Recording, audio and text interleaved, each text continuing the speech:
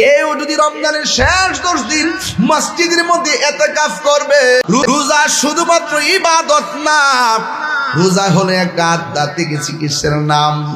এই জন্য আমার আল্লাহ নিজের হাতে বান্দারে পুরস্কার দিব। তাই তো আমার নবী, আপনার নবী রহমাতুল লিল আলামিন বলেছেন, কেউ যদি রমজানের শেষ 10 দিন মসজিদের মধ্যে ইতিকাফ করবে, একটা মুতাকিফ বানায়া যায়। বাজান, রমজানের শেষ 10 দিন ইতিকাফ করবেন, একটা লোক হাত তোলেন, কেডা আছেন? রমজানের শেষ 10 দিন ইতিকাফ করবেন, একটা লোক থাকলে হাত তোলেন। এবার ইতিকাফ করবেন, কেউ আসেননি?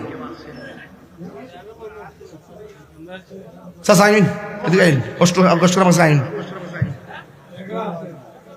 কই আইন একজন আমরা হাজী ফজলু মিয়া তালুক, কবির মিয়া তালুকদার। আচ্ছা, হাজী কবির মিয়া তালুকদার সাসার পাইছি। আর কেডা?